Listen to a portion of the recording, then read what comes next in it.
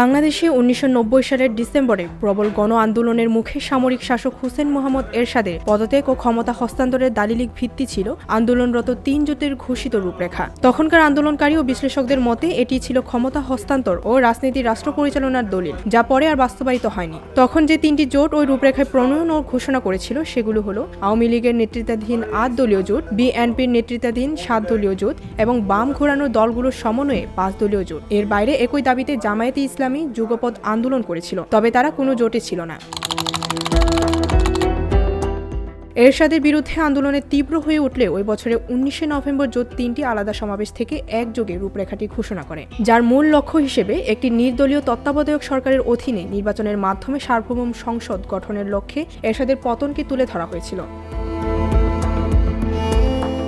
রূপরেখা তৈরির প্রক্রিয়ার সাথে জড়িত ছিলেন কিংবা খুব কাছ থেকে দেখেছেন এমন কয়েকজনের সাথে আলোচনা করে রূপরেখা তৈরি সম্পর্কে কয়েক ধরনের তথ্য পাওয়া গেছে। এরশাদ বিরোধী ৩ জোটের মধ্যে আলোচনা ও কর্মসূচি সমন্বয়ের জন্য গঠিত লিয়াজো কমিটি ছিলেন বিএনপির এখনকার জাতীয় স্থায়ী কমিটির সদস্য ডক্টর খন্দকার মোশাররফ হোসেন। মিস্টার হোসেন এক সংবাদ মাধ্যমকে বলেছেন, এই লিয়াজো কমিটি রূপরেখাটি চূড়ান্ত করেছিল।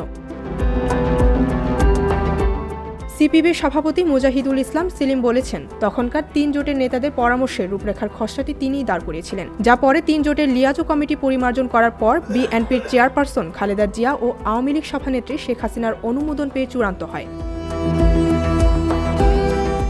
আবার আরেকটি বর্ণনায় জানা যায় রূপরেখাটির একটি খসড়া হাতে লিখেছিলেন রাশেদ খান মেনন। এর ভিত্তিতে ৩টি জোটে সেগুলো নিয়ে আলোচনা হয়। পরে এর ভিত্তিতে ডক্টর কামাল হোসেন, প্রয়াত আইনজীবী সৈয়দ ইস্তিয়াক আহমেদ ও আব্দুল মান্নান খসড়াটি পরিমার্জন করেন। বিএনপি নেতাদের মধ্যে আব্দুল সালাম তালুকদার, আব্দুল মতিন চৌধুরী, খন্দকার মোশাররফ হোসেন সহ আরও কয়েকজন এই প্রক্রিয়ায় সম্পৃক্ত ছিলেন।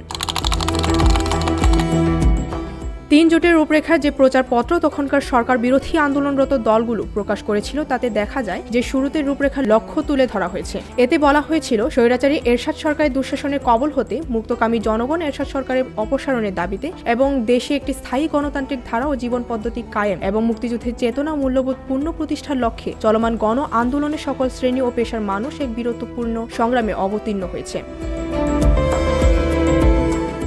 রূপরেখায় জোটগুলো দৃঢ় অঙ্গীকার করে যে তারা মনে করে এই সরকারের অধীনে কোনো অবাধ ও নিরপেক্ষ নির্বাচন অনুষ্ঠান সম্ভব নয়। এরশাদ ও অবৈধ সরকারের অধীনে কোনো জাতীয় নির্বাচনে ১৫, ৭ ও ৫ দলীয় ঐক্যজোট অংশগ্রহণ করবে না। তার রাষ্ট্রপতি বা সংসদ যে কোনো নির্বাচনেই হোক না কেন, এসব নির্বাচন শুধু বর্জনই নয়, প্রতিহতও করবেন। একমাত্র একটি নির্দলীয় নিরপেক্ষ তত্ত্বাবধায়ক সরকারের অধীনেই আমরা ১৫, ৭ ও ৫ দলীয় ঐক্যজোট কেবলমাত্র সার্বভৌম জাতীয় সংসদ নির্বাচনের অংশগ্রহণ করব।